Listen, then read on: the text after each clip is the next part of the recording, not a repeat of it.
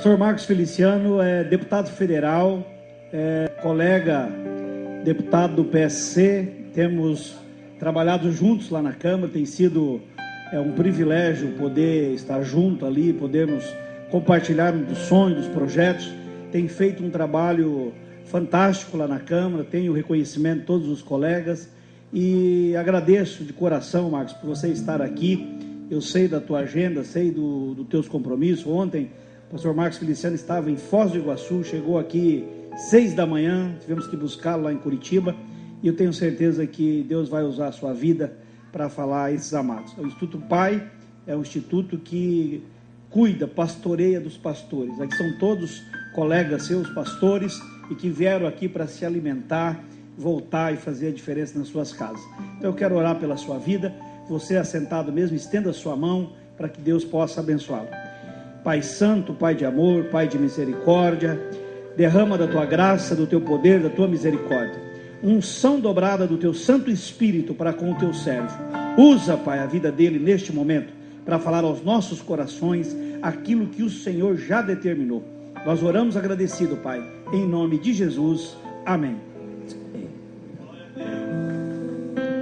Glória a Jesus. Cumprimento os irmãos com a paz do Senhor. Os que trouxeram a Bíblia, abram comigo no Evangelho segundo escreveu Mateus, capítulo de número 11.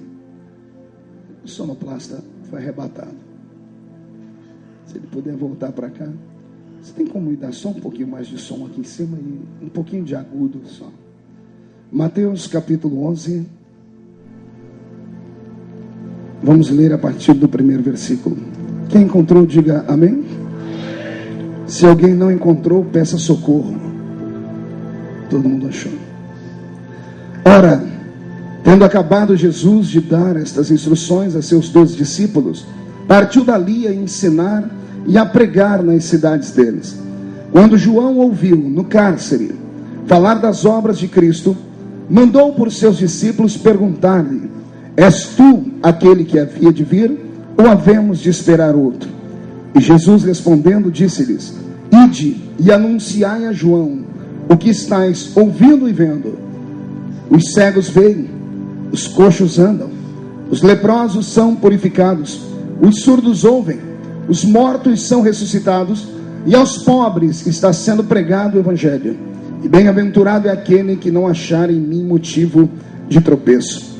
E então, partindo eles, passou Jesus a dizer ao povo a respeito de João: que saístes a ver no deserto? Um caniço agitado pelo vento? Sim, que saístes a ver?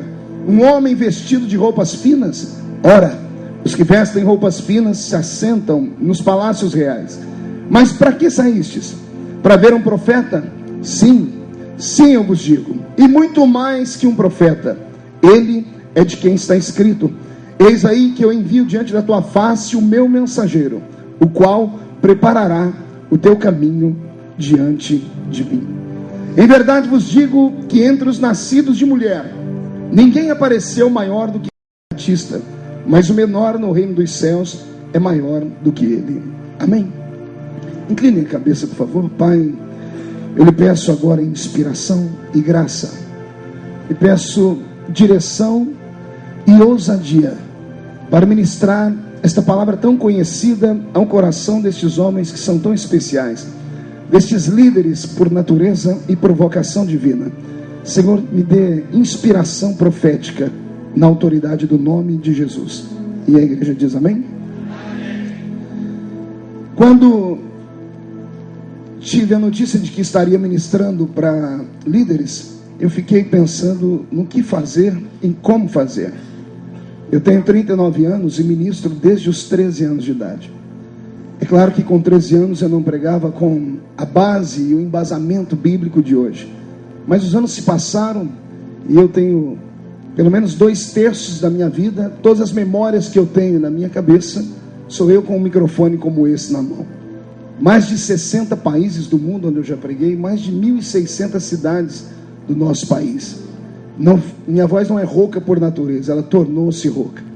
Hoje eu não tenho mais voz natural, até para falar eu tenho que impostar a voz e usar o diafragma, porque eu estourei todas as cordas vocais, anunciando que Jesus Cristo salva, cura, e em breve vai voltar na terra para arrebatar a sua igreja. Ficou ruim o som agora. Deixa do jeito que estava, tá bom? Depois eu te dou um beijo. Você é casado ou solteiro? Solteiro? Então capricha, porque milagre é só Jesus que faz, né? Glória a Deus. E nessa minha caminhada eu me esmerei em ministrar para a igreja em si.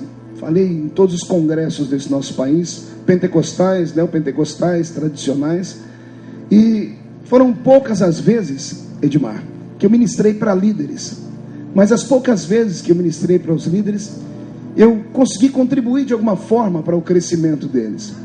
Eu perguntei ao Senhor o que falar aqui, o Senhor disse, João.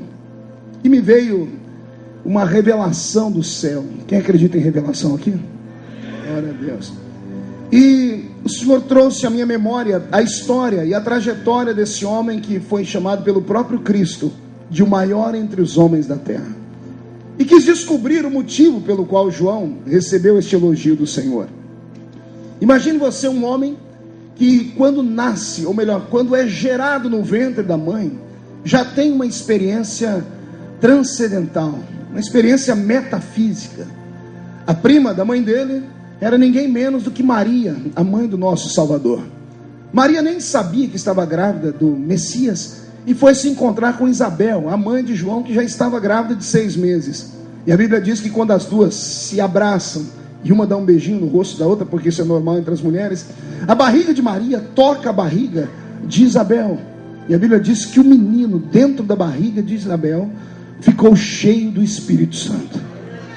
Então me deu um arrepio aqui na coluna agora. Imagine você que eu levei anos para ser cheio do Espírito Santo.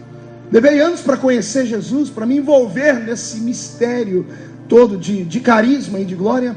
E de repente a Bíblia me fala de um homem que foi cheio do Espírito Santo na barriga da mãe dele. Ou seja, não existe ninguém antes dele. E não existe ninguém depois dele, na história universal da igreja, que tenha sentido a presença do Espírito Santo quando era apenas um bebê em fase de crescimento. Isso marcou a vida desse garoto. Temos logo na sequência a morte dos infantes, liderada por Herodes. E João, que tinha a mesma idade do mestre, foi obrigado também a sair da sua terra. E conta-nos a história que a mãe de João, Isabel, arrasta o menino para a divisa entre Israel e o Egito, ali em Tebas, e entrega o menino para ser criado pelos beduínos. E quem já esteve na península do Sinai e viu alguns beduínos, devem se lembrar como é a vida deles. Todos os beduínos são magérrimos, todos eles têm um semblante carcomido pelo sol. A dieta deles, pelo menos naquela época de João, era baseada naquilo que se encontrava na península do Sinai. E no Sinai só se encontrava gafanhotos e o mel silvestre. Então imagine um menino que foi criado longe da cidade, foi criado no meio das montanhas, foi criado por um grupo de homens que temiam a Deus, que liam a Torá bíblica e que ensinaram a ele desde criança os caminhos do Senhor. Como ele era um menino diferenciado, porque o seu nascimento foi por revelação, vocês devem se lembrar quando o pai ficou mudo, ele não podia passar a navalha sobre o cabelo, e muito menos sobre a sua barba. Então ele vai crescendo no meio de um deserto, onde o sol é causticante, a pele vai se escurecendo por natureza, ele é magro por natureza. Estou desenhando ele, quero que você enxergue. E não bastasse isso, ele tem uma cabeleira gigantesca, uma barba grotesca, porque esta é a visão que eu tenho de João. E não bastasse isso, o próprio Deus disse assim: você não vai comprar roupa em nenhuma grife, em nenhuma loja. Eu, o Senhor Deus, você, o seu estilista. E o Senhor confeccionou para ele uma roupa feita do pelo do camelo. Não é da pele do camelo, como alguns de nós pensamos. Ninguém suportaria sobre si o peso da pele de um dromedário. Era do pelo do camelo. Então eu quero que você tenha a imagem agora de um homem magro, com a barba desse tamanho. Devido ao sol queimar as cutículas do cabelo e da barba, ele tem, a barba e o cabelo são esturricados. Ele usa uma roupa de pelo de camelo. Ou seja, a visão que eu tenho de João é um homem das cavernas. É o mais próximo de um Neandertal da história, é João. E ele desaparece do cenário bíblico da história, como aconteceu com Jesus os 12 anos até os seus 30. João também desaparece. E de repente, quando ele aparece fazendo um estardalhaço em Israel. Ele aparece fazendo alguns sinais e anunciando um evangelho diferente de tudo. Até porque, entre Malaquias e Mateus, nós temos o período interbíblico de 400 anos, onde Deus fica sem falar com o homem, a unção profética desaparece. Israel havia se desacostumado com a voz do eterno Deus. Imagine que agora esse João aparece, vai pregando aqui e acolá, conquista o coração do povo, porque o povo via nele algo diferente. E um belo dia, numa quarta-feira, eu disse que dia, irmãos? Não ouvi? Numa quarta-feira está Herodes, o rei mais popular já imposto por Roma sobre os judeus. Diz a história que ele construiu na frente do seu palacete uma sala ampla só para receber o povo. E ele foi talvez um dos primeiros governantes populistas que o mundo conheceu. Diz a história que ele sentava em um trono, ficava amparado pelos seus conselheiros, abria a porta para o povo de uma hora até tal hora, e o povo fazia fila e vinham reclamar com ele como estava a condição do reino. E lá vinha uma mulher dizendo: senhor Herodes, o nosso bairro precisa de infraestrutura, está faltando esgoto, saneamento básico. E Herodes batia suas duas mãos e chamava os seus conselheiros que consertem isso. E quando ele dava a palavra que ia consertar o problema, o povo levantava as mãos e dizia: não é voz de homem, é voz de Deus. Daí a fama, isso inflou o ego de Herodes. Então todos os dias da quarta-feira tinha alguém contando um problema, ou era da área de saúde, ou era da área da educação dos rabinos. Sempre havia alguém reclamando. Mas um belo dia, Herodes não esperava. No meio da fila de homens e mulheres que vestiam pano, pessoas bem vestidas e até perfumadas, tem um homem das cavernas no meio da fila. Todo mundo olha para ele, os que o conhecem têm respeito, os que não conhecem debocham. E quando chega a vez dele falar com Herodes, Herodes diz: qual é o seu problema, cidadão? Ele levanta aquele dedo magro, torto e queimado do sol, aponta no nariz de Herodes e diz assim: o meu problema é o problema de Israel inteiro. Meu problema é que o líder ungido para governar o nosso povo não passa de um adúltero. Essa mulher que está do seu lado não é sua mulher, é sua cunhada. Herodias é esposa do seu irmão, e vira um tumulto no palácio.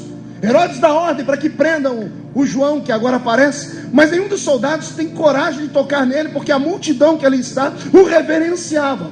Termina o dia, Herodes vai para o seu palácio, não consegue tocar nesse homem, e ele dá ordens: na próxima quarta-feira não deixa ele chegar aqui na porta. Quarta-feira, antes de Herodes entrar para tratar do povo, ele pergunta: o homem está aí? Todo mundo diz: fica tranquilo que ele não está. Proibida a entrada dele na porta. Só que se esqueceram que não havia ar-condicionado naquele tempo. Então as paredes tinham cavidades abertas em forma de janela para entrar a circulação do ar. Conta-nos Flávio Joséfos, o maior escritor daquele tempo, que João colocava uma caixa de madeira, subia sob ela, fazia um cone em torno da boca, e quando ele ouvia a voz de Herodes lá dentro, tratando o povo, ele gritava do lado de fora: adúltero! Largue essa mulher, porque ela não é tua. João passou a ser um fantasma na vida de Herodes. Termina e Herodes diz assim: eu não quero esse homem perto do palácio. Na quarta-feira da frente, o homem está aí? Não, está perto. Fique tranquilo que não tem ninguém aqui perto. E quando ele abre a porta dava de frente para uma praça. E lá na praça, o homem das cavernas gritando: Herodes, adúltero! E não tinha como ele atender o povo. Herodes determina que esse João é proibido de entrar em Jerusalém. Dia seguinte vem Herodes: e agora, gente?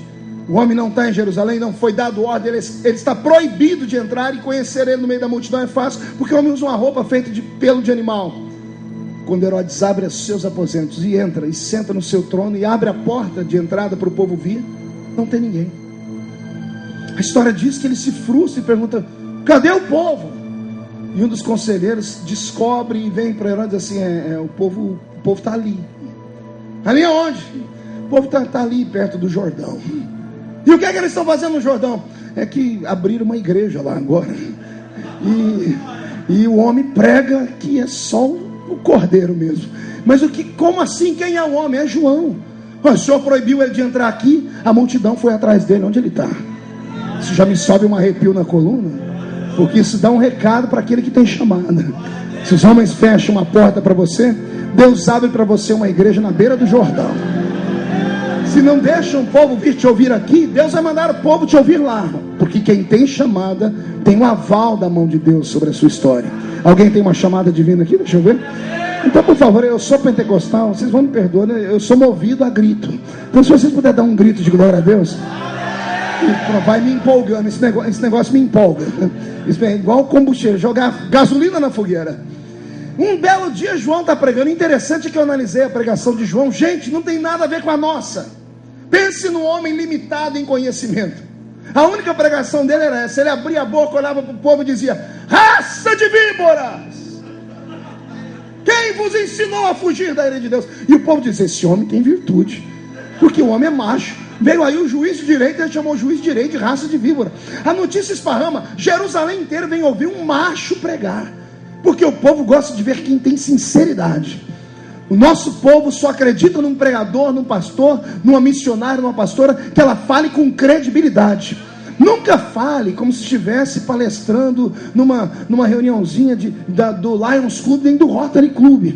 Não, você é um profeta de Deus.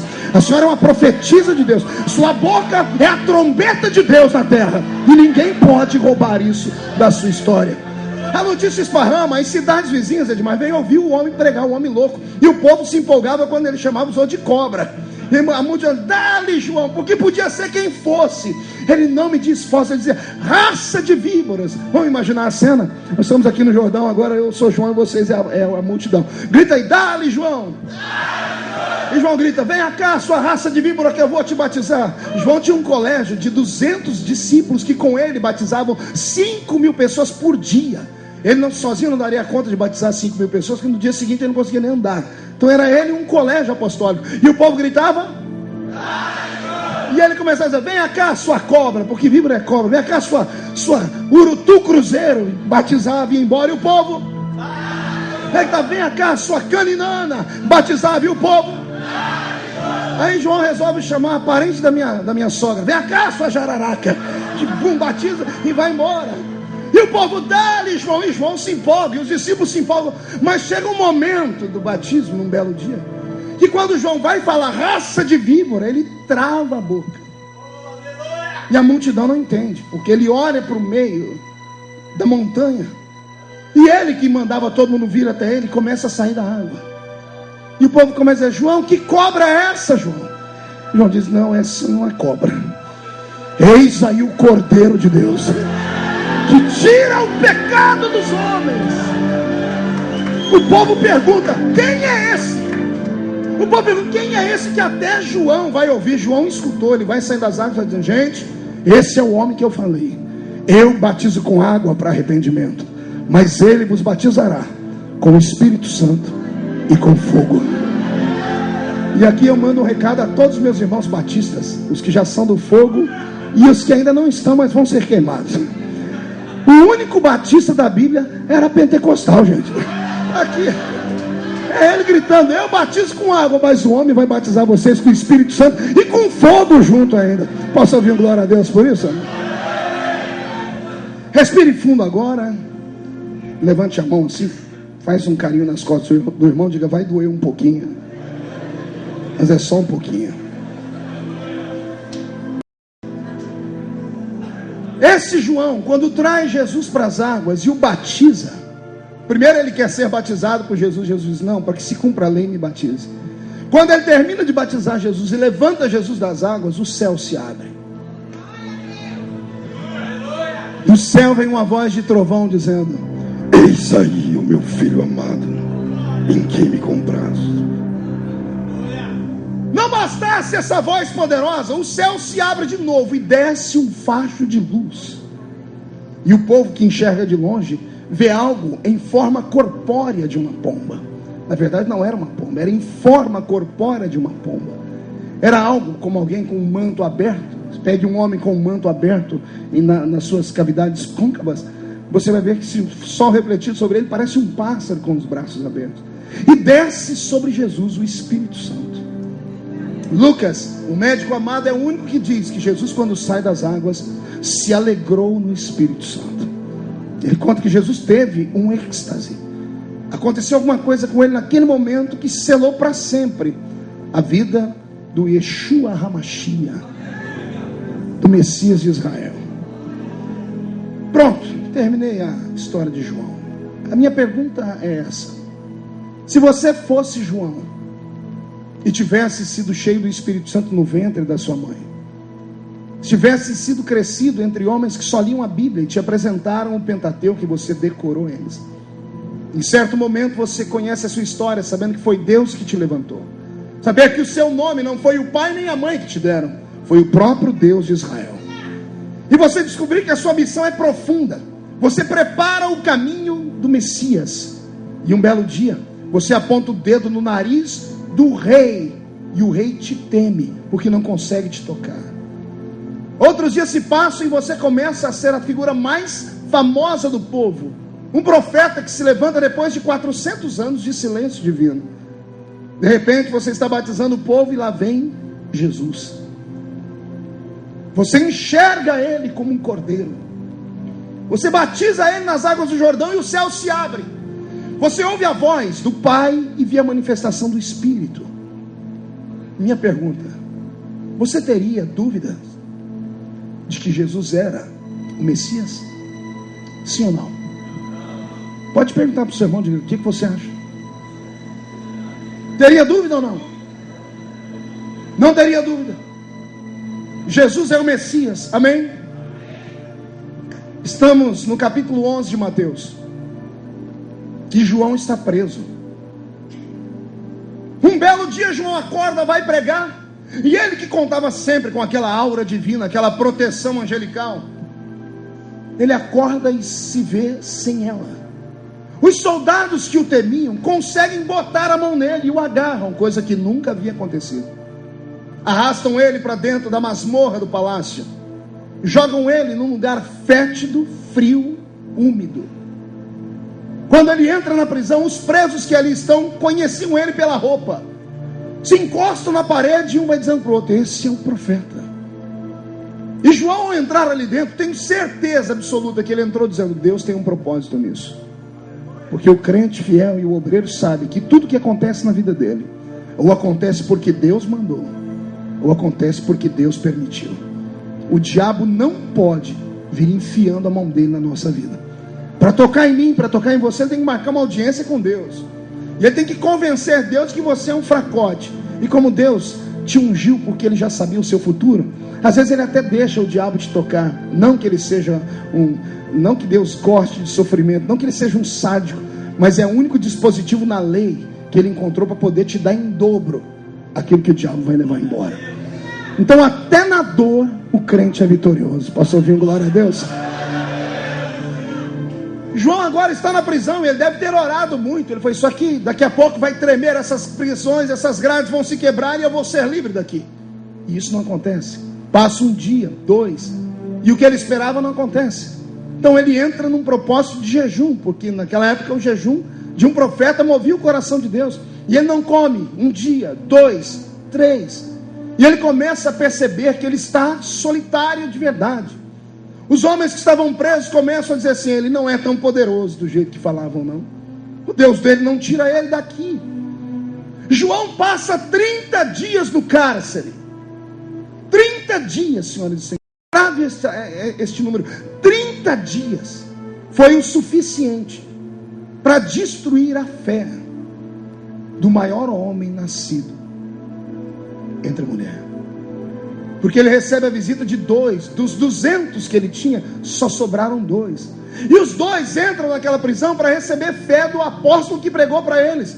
Mas quando eles entram para receber fé, eles são atingidos por um raio de descrença. Porque João agarra nas grades e diz assim: gente, lembra aquele homem que eu batizei no Jordão? Aquele homem que nós vimos que o céu abriu, que teve aquela manifestação? Sim, João, lembramos. Procurem ele e perguntem para ele se é ele mesmo o Messias, ou se eu tenho que esperar vir outro. 30 dias de luta, 30 dias no vale da sombra e da morte, destruiu a fé do maior homem nascido do Novo Testamento. No dia que eu estudei isso, Edmar, eu chorei um bocado. Eu comecei a entender que ser um pastor, ser um profeta, um evangelista, ser um ungido, não te dá direito a proteções especiais. Mesmo sendo uma pessoa querida, amada, selada pelo Senhor Deus, as lutas e as provas que outrora vinham, virão agora de maneira dobrada. E você passa a ser peça de um projeto cósmico, de um projeto divino. E como você é peça de um projeto divino, você não tem mais controle sobre a sua vida. E é Deus que sabe onde te colocar e como te testar. É Deus quem te leva para a beira da morte. É o Senhor quem permite que às vezes você bata com a cara no muro e caia no chão. É o Senhor que nos trata da forma que Ele acha que deve tratar. E nós, como crentes, como servos de Deus, como pastores, como evangelistas, como mestres da palavra, que não podemos expor ao público que nos assiste as nossas mazelas, nem as nossas fraquezas. Temos que subir às vezes ao púlpito como subiu o primeiro palhaço, que era até então um Pierrot, e trouxe a alegria do pensamento circense. Sabe como nasceu um palhaço? Um Pierrot que foi chamado pelo rei para alegrar o coração dele, mas o Pierrot estava ao lado do caixão do pai que estava morto. Como não podia negar a palavra ao rei, e ele estava muito choroso, e ele tinha que alegrar o rei, ele pega um pote de pinturas, e ele desenha um sorriso gigante e uma lágrima. Pega o desenho dos palhaços, é sempre assim, um sorriso e uma lágrima. Ou seja, ninguém sabe o que ele está sentindo. Ele faz o povo se alegrar, ele traz alegria para o povo, mas só Deus e ele sabem como está o seu coração. Eu tive uma experiência na minha vida no começo do ministério que quase terminou com a minha vida. Eu tinha uma filha já, Karen, que hoje tem 16 anos, e minha esposa estava grávida pela segunda vez. Foi a coisa mais linda que eu podia ter vivido, porque era um menininho, e já tinha nome, Marco Feliciano Júnior. Ia ser do movimento, garoto, viu? Ia ser daquele de quebrar banco de igreja e ir para lá. Pentecostal até o tutano dos ossos dele, esse moleque. E uma gravidez tranquila, uma gravidez normal, uma gravidez santa. Eu estava no Rio Grande do Sul, quando os irmãos mandaram o enxoval todo do bebê. O quartinho já estava quase pronto, tudo azul, berço comprado, tudo pronto, até que um belo dia eu chego de viagem, durmo com a minha esposa à noite, tranquila, de manhãzinho acordo com ela sentindo dores, daqui a pouco uma hemorragia, e eu corri com ela para o hospital. Nessa época eu não tinha mais plano de saúde, porque havia deixado a maior empresa da minha cidade, onde eu trabalhava no departamento de finanças, havia trancado a matrícula de direito, para viver essa alegria, essa chamada que é invisível, e que quando pega um homem, o homem só tem dois caminhos: ou ele aceita, ou ele aceita, porque não tem outro jeito. A chamada carcome você de dentro para fora. Você passa a sentir nojo de tudo, você passa a não se sentir bem onde você está, e você precisa executar o que Deus te chamou. Isso explode de dentro para fora. E eu me lembro que nesse período enfrentei a fila do SUS, levei minha esposa, o médico que atendeu, graças a Deus, era um amigo de quando eu tinha condições de pagar um plano de saúde. E eu falei para ela: doutor Sérgio, minha esposa é o maior bem que eu tenho, ela já fica sozinha o ano inteiro quando eu viajo, cuida dela. Ele falou assim: fica tranquilo, isso aí é uma hemorragia, acontece com 80% das grávidas. Ele deu um remédio, pouso. No dia seguinte, a hemorragia piora. Liguei para o doutor Sérgio e disse: doutor, eu não tenho condições de pagar o senhor, mas eu não posso enfrentar a fila do SUS, depois eu lhe pago. Atenda a minha esposa. Disse: não, traga ela no meu consultório. Levei. Ele disse: olha, ela vai ficar internada aqui uma semana, não vai se levantar nem para ir ao banheiro fazer xixi. De Deus, estava no 8º mês. Uma semana depois eu chego, o doutor me ligou e disse: ela está de alta, vem buscar. Cheguei no hospital, falei: doutor, está tudo tranquilo, posso ficar tranquilo? Ele olhou para mim e deu um sorriso e disse: vou te acalmar. Chamou os amigos e disse: vou fazer uma ultrassom aqui na sua frente para você ver como está seu filho. Quando ele começou a fazer ultrassom, ele começou a perder o equilíbrio. Ele mudou de cor, pegou o telefone, ligou para os amigos apressarem. Quando entraram lá dentro, me tiraram da sala. Aí ele veio falar comigo e disse: Marco, vou ter que encaminhar sua esposa às pressas para o Hospital das Clínicas em Ribeirão Preto. E quem já precisou de hospital de clínica, de cidade grande, sem plano de saúde, deve saber como é. E eu falei: mas o que aconteceu, doutor? Ele falou: não sei, de manhã eu fiz a ultrassom, estava tudo perfeito, fui fazer agora, o líquido da placenta sumiu. Eu falei: mas como, doutor? Ele falou: ela não transpirou, ela não sangrou, ela não foi ao banheiro, sumiu, desapareceu. Eu falei: doutor, me explica isso. Ele diz assim: quem fala com um Deus que conhece o inexplicável é você, não sou eu não. Eu sou só um médico. Eu fiz o que eu podia, estava tudo tranquilo, aconteceu uma normalidade, estou encaminhando para o hospital que sabe cuidar lá. Eles têm mais equipamentos para conseguir um carro emprestado. Do meio-dia até às 5 da tarde. Cheguei no hospital com a Edileuza às 6 para 6:30, até fazer a ficha. 7 horas nós sentamos num banco. Ela foi atendida às 2 horas da manhã. Quando ela foi atendida às 2 horas da manhã e entrou, o médico não tratou dela 5 minutos, pareciam uns açougueiros. Ele entrou no corredor, porque entrou ela e minha sogra, ele começou a gritar: quem é? Marco Feliciano. Eu disse: sou eu. Ele disse: ó, antes de entrar na sala, no corredor, ele falou: o bebê morreu, não tem o que fazer aqui, você não tem plano de saúde, você tem que levar a sua esposa para casa, 3 dias o organismo dela vai abortar o bebê, vai sair, se não sair, aí você traz, que qualquer hospital é obrigado a tirar, porque ela pode morrer. Eu não consegui absorver aquilo. Eu entrei na sala, estava a Edileuza saindo de trás do biombo, veio chorando, uma menina nascida na igreja. O único erro dela foi ter casado comigo. Uma menina querida, nunca tinha ido a um baile, nunca tinha bebido nada, nunca tinha fumado, não conhecia o mundo, nascida na casa do Senhor, apresentada no altar de Deus. Ela vem até mim, me abraça e vem no meu ouvido. Ela falou uma coisa que eu nunca esqueço, quando eu lembro, me embarga a voz. Ela disse para mim: o que eu fiz? Porque, o que eu errei? Por que Jesus está levando meu filho? E eu, como pastor, segurar as contas, porque alguém tem que ser forte, fui no ouvido dela e falei assim: filha, Deus sabe de todas as coisas. Não existe uma resposta pior do que essa para quem está no vale. A gente quer uma explicação lógica, a gente quer entender de forma matemática por que é que essas coisas e essas misérias acontecem. Na verdade é uma pergunta filosófica: por que coisas boas ou coisas ruins acontecem a pessoas boas? Por que o ímpio se dá bem na vida e o justo aparece no dia seguinte com câncer? Por quê? Não tem explicação. Eu saí com a minha esposa dali, coloquei ela dentro do carro. Eu sou muito brincalhão, fui brincando com ela para tentar descontrair, dizendo: nós somos jovens, vamos ter muito tempo, o Senhor vai dar outros filhos para nós. E ela agarrada com a barriga, quando eu olhei para ela, ela estava chorando, ela quase provocou um acidente. Ela tirou a mão da barriga de uma vez, pegou na minha mão no volante e puxou, um desespero, dizendo: você é pastor, você ora pelo filho dos outros e Jesus cura. Eu tinha voltado da África há pouco tempo com fotos de paralíticos andando. Tem um testemunho da esposa de um ministro de Angola, que o rosto dela foi desfacelado quando um bandido bateu com o rosto dela num carro. Num culto onde eu pregava, ela toda enfaixada, sentiu o rosto queimar, saiu dali com seguranças, foi para o hospital. Quando ela voltou, acabou o culto, tinha umas 5 mil pessoas ouvindo ela falar: o meu rosto foi reconstruído no culto. Eu tinha testemunha de que Deus opera sinais e maravilhas. O que você faria? Eu parei no acostamento da rodovia Anhanguera, fui do lado de lá, dobrei meu joelho no chão, coloquei a mão na barriga dela e implorei para o meu Deus. Falei: Senhor, traz meu filho de volta à vida. E eu ouvi algo de Deus que eu nunca mais quero ouvir na vida. Eu ouvi o silêncio de Deus. O que é que dói mais, senhoras e senhores? Quando Deus nos corrige ou quando Ele se cala?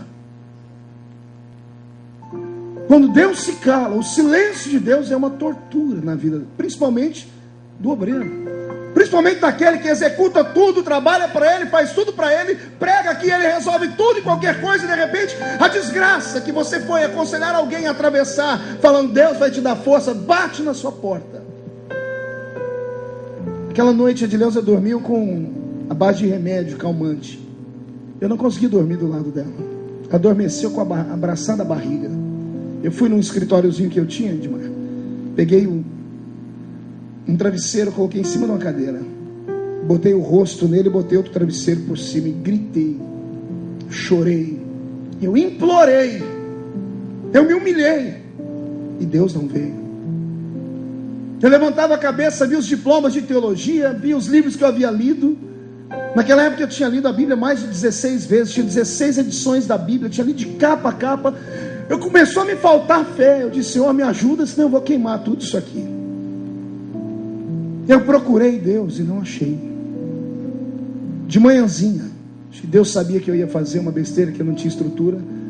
Eu ouvi a voz do Senhor dizendo no meu ouvido: tem coisas na vida do crente que ele não tem que entender, que tem que aceitar.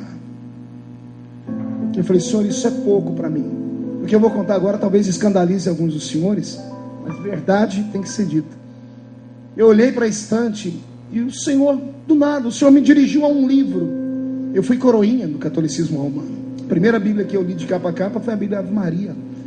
E eu encontrei a velha Bíblia Ave Maria. Eu não sabia por que estava abrindo. Quando eu abri a Bíblia Ave Maria, encontrei um trecho de uma oração de São Francisco de Assis. E foi essa oração que me tirou do vale. Francisco de Assis orava assim: Deus, me ajuda a aceitar aquilo que eu não consigo entender. Me ajuda a viver os seus pensamentos, que os meus não te atrapalhem. Eu caí de joelhos em pranto. Nenhum dos crentes que conheci amigos que nos ligaram com solução. Pelo contrário, eu, assembleiano, começamos a receber visitas durante os 3 dias, as irmãs falando assim: Edileuza, você tem algum pecado escondido? Vieram falar: você não tem nenhum amante, pastor? Gente, eu não expulsei aquele povo por educação. Porque na mente de alguns é assim: quando o crente está bem é porque Deus está com ele. Quando falta uma peça do quebra-cabeça da nossa vida, é porque Deus está punindo a gente. Nem tudo é assim, irmãos.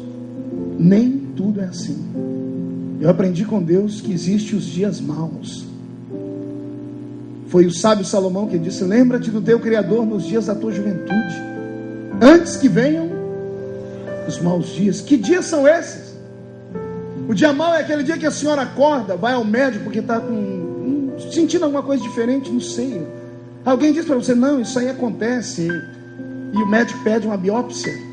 E você vai para o ciclo de oração, vai para as irmãs de oração, e está todo mundo orando: fica tranquilo, Deus vai te dar a vitória. No dia de o médico abrir o exame e te dar o resultado, você senta aí, o médico, que é amigo da família, senta na sua frente, começa a desconversar, ele começa a te levar por outros caminhos, você começa a perceber que tem alguma coisa errada. E você vai direto ao assunto: doutor, o que aconteceu? E ele diz assim: ó, você é uma dessas pessoas especiais que tem um câncer. Mas fica tranquilo, tem quimioterapia, tem radioterapia, tem pessoas que venceram. Nessa hora a voz do médico some da cabeça da gente. E a gente se desestrutura. E você saiu do médico e foi para casa, se trancou no quarto e chorou. Ficou com vergonha de si mesmo, porque você falou para o vizinho do lado que Jesus curava. E de repente vem você e recebe um câncer. O dia mau é quando você acorda, vai para o trabalho e está lá uma carta de desemprego. E você tem compromissos. Você sabe que se não trabalhar, o seu filho vai passar fome. Dia mau é quando a senhora acorda no meio da noite, bate do lado da cama, ou o senhor, e procura a pessoa que amava, e a pessoa não está mais ali. O frio da noite te leva para o guarda-roupa, e você abre, e lá de dentro, ao invés de sair só o cobertor, sai o cheiro da pessoa. O Senhor levou ela, ou levou ele, antes de você. Ou pior, se separou, e você que aprendeu na igreja, foi ensinado de que Deus é o Deus que sustenta o casamento, que é o Deus que sustenta os filhos. Amados, eu aprendi com a minha vida e lendo a história de João, que você pode ser poderoso em obras. Você pode ser alguém fabuloso que traz o céu à terra. Mas existem coisas na vida que você tem que passar. E nessa hora, não tem um amigo do lado da gente. Não tem ninguém mais, porque enquanto você está por cima, enquanto você tem nome, enquanto você tem estrutura, enquanto você tem dinheiro, o ministério floresce. Todo mundo quer estar do seu lado. Todo mundo grita: bendito é esse que entra em Jerusalém, Hosanas. Quando você está no alto da cruz, aqueles que você curou te olham e dizem assim: ele não era tudo aquilo. Eu aprendi com Jesus, no alto da cruz, 3 coisas. Jesus, como homem na cruz, olha para 3 lugares, deixando para mim e para você um recado.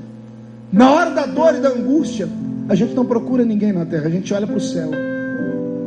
Geralmente quando olhamos para o céu nessa hora, o céu está fechado e Deus está de costas. E a gente é obrigado a falar: Eloi, Eloi, lama sabachthani. Deus meu, por que me abandonaste? Quando olhamos para o céu e não vem um apoio, a gente procura apoio na terra. E Jesus tira o olhar do céu e olha para a multidão. E quando olha para a multidão, ele escuta alguém gritando: não é o Messias. Não é o Messias, é apenas um fanfarrão. Quando Jesus percebe que aqueles que ele ajudou traíram, e ele já olhou para cima, Deus fechou os olhos. Olhou para a multidão, ninguém podia ajudar. Jesus olha para baixo. E é nessa hora que ele encontra só um pouquinho de conforto.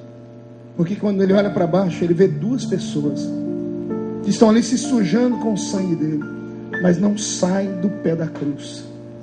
A família e o melhor amigo. Ele olha para a mãe dele e o melhor amigo dizendo: a gente está com você aqui. São as únicas pessoas que não têm vergonha da gente. São as únicas pessoas que atravessam o vale que for com a gente. Até porque aqueles que nos amam, você não tem que provar nada para eles. Ao amigo você não tem que provar nada. E ao inimigo não adianta se justificar. Lembre-se que Jesus foi para o alto da cruz por causa de uma calúnia. E se Deus é justo, por que não arrancou ele do alto da cruz? Porque o plano era maior.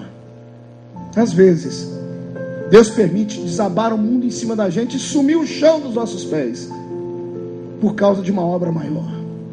Escreve isso, obreiro. O que você é menor do que aquilo que você representa. O que você representa é maior do que aquilo que você é. Aqui tem dois marcos. Tem um marco homem, pai, que corro, brinco com as filhas, que passeio com a minha esposa. Mas aqui dentro tem um mito. É o marco pastor. Kathleen, minha filhinha do meio, esses dias falou comigo: papai, eu tenho dois papai. Eu já me apavorei, né? Eu não fico em casa. Mas que isso, Kathleen? Que besteira é essa? Ela falou: não, papai, é o mesmo papai, mas ele é dois. Eu falei: por quê? Um é o papai que brinca comigo aqui, que ajoelha no chão, que corre, que brinca de videogame comigo. O outro é o papai que fica lá no púlpito. Eu falei: qual a diferença, filho? Aquele que está lá no púlpito, papai, quando fala, arrepia a gente. Aleluia. Se eu visse uma criança de 9 anos, então entenda, você não é normal. Você não é natural. Os seus pés, obreiro, pisam esta terra, mas a sua face está diante do Senhor. Você não é natural, e por não ser natural, tudo na sua vida deixa de ser natural. Quando os discípulos de João escutam o homem que batizou Jesus, eles imagina os dois saindo e falam: gente, será que nós erramos? Onde é que esse homem está? E alguém diz assim: ó, tem uma cruzada de Jesus numa cidade próxima. E eles correm para lá. Quando chegam, Jesus está no meio da pregação. A multidão, 5.000 homens, fora mulheres e crianças, todos os dias. E quando alguém chega e diz assim, passa um bilhetinho para ele, os obreiros dele falam: Jesus está aí, os discípulos de João. Jesus tinha João em autoestima. Naquela cidade ainda não tinha chegado a notícia de que João estava preso, não tinha internet naquela época. Então, quando Jesus pega, ele para assim: gente, eu quero parar o sermão, porque eu quero apresentar aqui os dois discípulos de João. Vocês vêm em paz. Em vez de eles chamarem Jesus num canto, eles desesperados gritam, e a multidão escuta, e Jesus também. Eles dizem: João nos mandou aqui para perguntar ao Senhor se o Senhor é o Messias de verdade, ou se tem que esperar outro.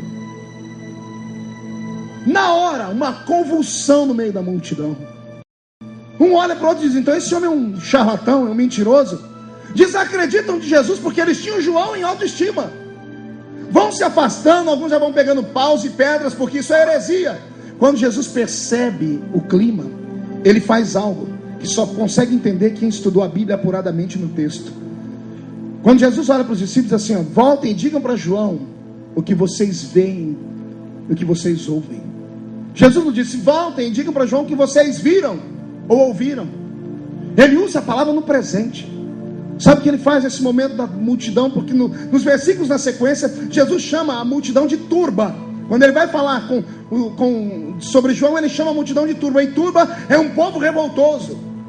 Quando ele percebe que eles vão começar a apedrejá-lo, Jesus estende as duas mãos, e os doentes que estão na frente dele começam a ser curados. E de repente um cego grita: eu estou vendo. O mudo diz: eu estou falando. O surdo: eu estou ouvindo. Devia ter algum morto por ali, porque até os mortos ressuscitaram. E o evangelho era anunciado aos pobres.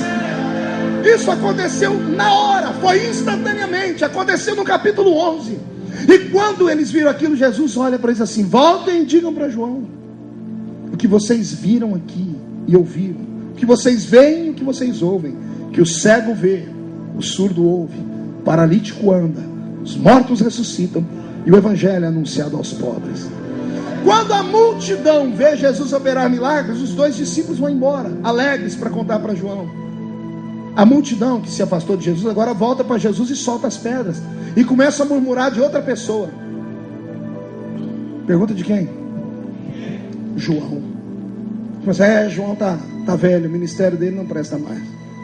Como pode um homem não acreditar que esse homem que faz sinais não é o Messias? O povo é volúvel. Senhoras e senhores, deixa eu dar um conselho aqui. Não se iluda com o aplauso do povo. Povo é povo. Eles vão com aquele que está com o microfone na mão. Se eu falar aqui, o Edmar não vale nada, é perigoso. É verdade. Se ele vier aqui pegar o microfone e falar, o Marco aqui não vale nada, o povo é verdade. É desse jeito. O povo vai com quem está com o microfone na mão. E quando eles viram Jesus operar, eles começaram a murmurar o que Jesus faz. Ei! Vocês estão falando de quem? De João?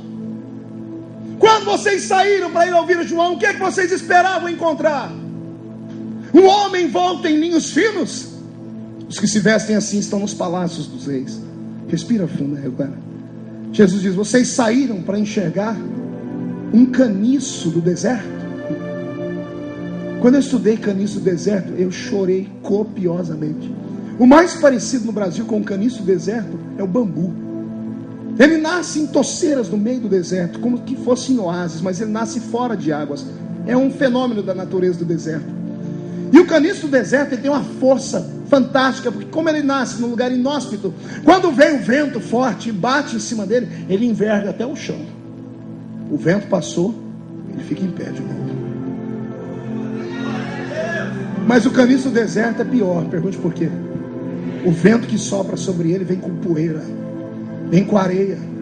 E às vezes o vento no deserto dura horas, às vezes dias. E quem passou no dia anterior e viu o caniço em pé, no dia seguinte, quando passa e olha, não vê mais, porque ele está sepultado. O vento veio e derrubou ele dentro de uma cova, e a poeira assentou. Alguém pode dizer assim, aqui existia um caniço. É o que as pessoas falam de alguns de nós. Esse não é mais aquele.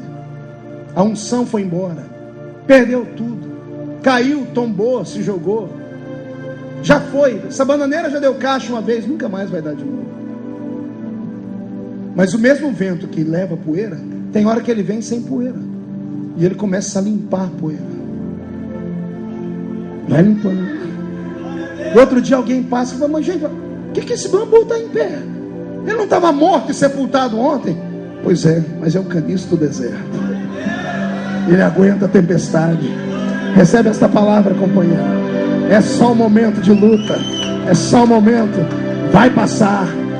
Vai passar. Quem viver verá. Quem viver verá, para chegar na cova dos seus dias e olhar, quando for chorar as pitangas, ué, mas cadê o morto que estava aqui? Só vão ver um bilhetinho. Não está mais morto. Deus plantou um par de asas nas costas deles. Agora ele não caminha, agora ele voa nas asas do vento. Eu profetizo que isso vai acontecer na vida de todos os pastores do estado do Paraná. E se alguém concorda comigo, não dá um grito não, solta um de glória a Deus aí, vai.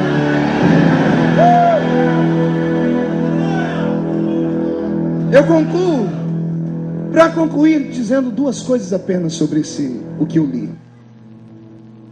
Eu descobri que o único que acredita na gente é o Deus que nos chamou. Não importa o que falem de nós, ninguém pega Deus de surpresa. Alguém, será que consegue imaginar Deus do céu olhando para você e dizer, nossa, meu eu, que ele não pode falar meu Deus, porque ele é Deus, ele vai falar, meu eu não esperava isso. Deus é um ser sapiente. Na mente dele, passado, presente e futuro se misturam. Jim Swaggart, quando tombou, e o Brasil e o mundo inteiro se escandalizou, só teve um que estava tranquilo e tranquilo ficou: Deus. Porque quando Deus enxergou Jim na barriga da mãe, ele sabia de tudo. Sim ou não? Sabia que ele ia tombar, sim ou não? Deus não poderia ter evitado o escândalo não chamando, sim ou não? E por que ele chamou? Eu estou na frente do maior investimento de Deus na terra. os seus obreiros. Deus é um investidor. E como Ele enxerga o futuro, Ele é diferente dos investidores de Wall Street que jogam com a sorte. Deus não joga com a sorte. Se Ele te escolheu, é porque você é o cara. Se Ele escolheu a senhora, é porque você é a mulher. E não importa o que falem, eu andei o mundo inteiro. Eu encontrei ex-político, eu encontrei ex-atleta, eu encontrei ex-empresário, mas eu nunca encontrei um ex-ungido. Recebe esta palavra e anote no seu coração: não existe ex-ungido. Não, pastor, mas lá na nossa igreja desconsagraram um homem. Idiota os homens que pensam isso. A não ser que a consagração que você tenha foi dada aqui na horizontal. Você negociou sua chamada, foi ajudar o pastor a tirar um outro pastor como segurança, falou assim: fica do meu lado que eu vou te abençoar depois. Você é um pau mandado dos outros, você é um fantoche de ministério. Então o seu ministério corre risco, porque quem te deu foi o homem, e se o homem deu, o homem tira. Agora, se você tem vocação e tem certeza de que a sua unção não veio da horizontal, ela veio da vertical, pode se levantar 11 mil demônios contra você, 1000 cai de um lado, 10.000 cai do outro, e você não será atingido. Vai passar, aguenta, vai passar, é só um vento. É só um vento. Eu peguei na alça do caixão do meu filho, eu sepultei ele. A roupa que eu recebi para vestir ele e apresentar no culto, eu vesti ele e coloquei dentro do caixão. Nenhum pai devia ter que sepultar um filho. A gente ajeita o filho no caixão para ele não ficar desconfortável. Quando abre a cova e vão colocar ele, a gente quer pular lá dentro.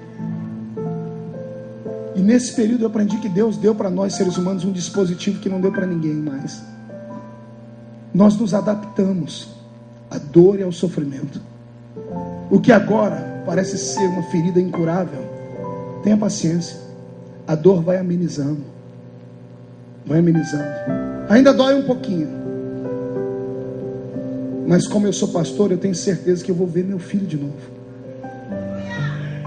Tenho certeza que ele está lá agora nas ruas de ouro, segurando a mão do pai, do meu avô, do avô dele, que é meu pai, que foi também, olhando para a porta de entrada, dizendo assim: qualquer dia desse seu pai vai atravessar, Deus. Porque essa é a fé que nós temos na vida do crente. Tudo que acontece para contribuir. Vamos estar de pé. Glória a Deus. Eu queria fazer uma oração com esse povo. Eu queria que você pegasse na mão de alguém, fechasse os olhos e não se assuste com o que vai acontecer aqui, tá? Jesus vai curar a nossa alma nessa hora. Ah, meu Deus. Ah, Senhor. Ah, Eterno. Quantas noites sem dormir, Pai. Quanto peso sobre os ombros. Estou na frente de guerreiros. Guerreiros maltratados pelo tempo, cheios de cicatrizes. Alguns estão com a ferida exposta.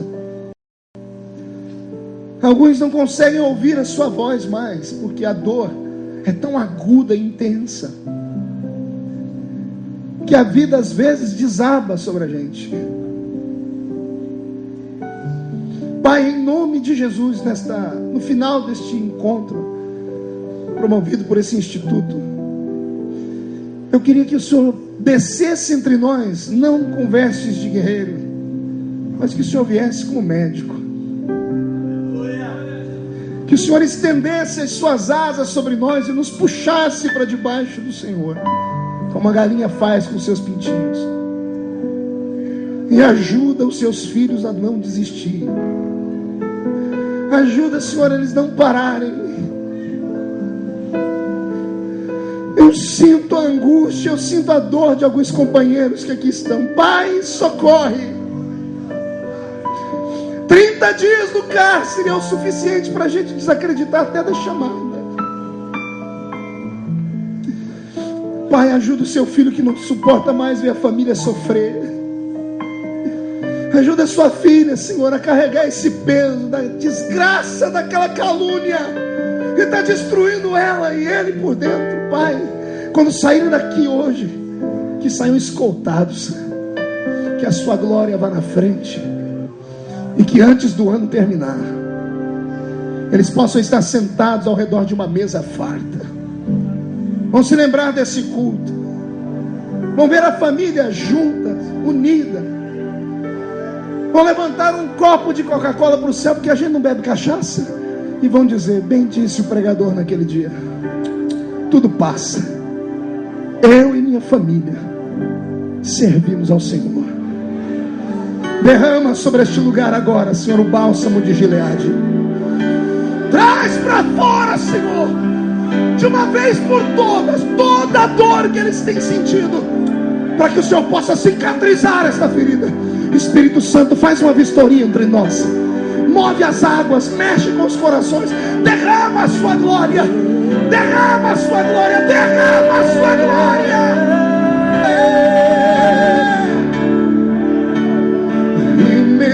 Quando eu chorar, as minhas lágrimas serão para regar a minha fé e consolar meu coração.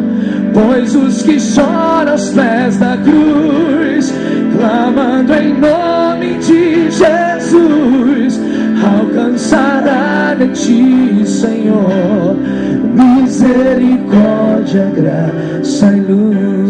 Levante a mão direita comigo para encerrarmos. Diga comigo: em nome de Jesus, todos os demônios que tentam destruir o ministério, a chamada, a vocação que Deus me deu, eu ordeno, não estou pedindo, estou ordenando. Venham para a palma da minha mão agora. Feche a sua mão, por favor. Eu vou contar até 3, você vai jogar no chão e vai pisar em cima. E assim que você pisar em cima, você vai abraçar pelo menos umas 3 pessoas e vai dizer para eles: Deus nos deu poder, somos filhos dele e atravessamos o vale de pé. 1, você nunca mais será o mesmo, companheiro. 1,5, sua família vai voltar a ter orgulho de você. 2, a sua congregação vai explodir em crescimento. 2,5, quem viver verá, para ver onde Deus ainda vai colocar você. 2,75, o diabo é um derrotado, e eu quero que ele vá se lascar no inferno, porque a vitória é nossa, pelo sangue de Jesus. 3, joga no chão, pisa em cima. Meu Deus, está meu coração firme nas promessas do Senhor. Eu continuo olhando para ti, assim eu sei que posso prosseguir. E mesmo quando eu chorar, as minhas lágrimas serão para regar a minha fé e consolar meu coração. Pois os que choram aos pés da cruz, clamando em nome de Jesus, alcançará de ti, Senhor, misericórdia, graça e luz. Dizendo, Jesus olha para aquela multidão e diz: o homem que está atrás das grades, que não acredita que eu sou o Messias, com todas as falhas dele, ele é maior do que todos que estão aqui, porque entre os nascidos de mulher, ninguém é maior do que João Batista. Uma salva de palmas a Jesus. Toma o seu assento, por gentileza. Toma o seu assento, por gentileza. O horário estourou, desculpa, eu também tenho que correr. Meu voo sai às 3 e pouquinho. Fica tranquilo que vai dar tempo, viu? Tá paralisado o trânsito ali, mas que daqui 4 horas vai liberar. Amém, fica tranquilo. Amados, eu também tenho que sair. O pastor Marco Feliciano, meu amigo, colega, deputado, também tem que ir pegar o voo. Então, nós vamos aqui. Eu quero agradecê-lo de coração, viu, Marco Feliciano, por estar aqui conosco. E eu tenho certeza que Deus falou aos nossos corações através da vida deste homem. Eu quero dizer que quando nós o convidamos, nós tivemos pressões. E eu disse a ele, falei: vai lá, Marco, seja ungido de Deus para falar o coração daqueles homens que estão lá. E eu quero dizer a você que Deus usou a sua vida e tem usado a sua vida. E obrigado por tudo que você tem feito para o povo de Deus no Brasil e no mundo. E amado, obrigado por vocês estarem aqui. Eu usei da palavra aqui muito rapidamente e eu quero agradecer a cada um de vocês que colaboraram na nossa jornada, na nossa caminhada no ano passado, rumo à Câmara dos Deputados. Obrigado, que Deus abençoe a vida de vocês. Eu quero passar para o pastor Ademir, nosso diretor executivo do Instituto Pai, e já quero deixar aqui o convite para o ano que vem, para que vocês venham. Será um ano de comemoração de 10 anos, e o Marco Feliciano, com certeza, se ele tiver agenda, estará conosco, e vocês também, amém? Que Deus abençoe. Pastor Ademir. Duas coisinhas só. Eu quero profetizar sobre a nação brasileira, que vai chegar um dia, Edmar, que nosso povo vai ter orgulho de ligar a voz do Brasil, só para ouvir um jornalista falar: com a palavra Sua Excelência, o Presidente da República. E o presidente vai pegar o microfone e vai dizer: eu cumprimento os compatriotas brasileiros com a paz do Senhor.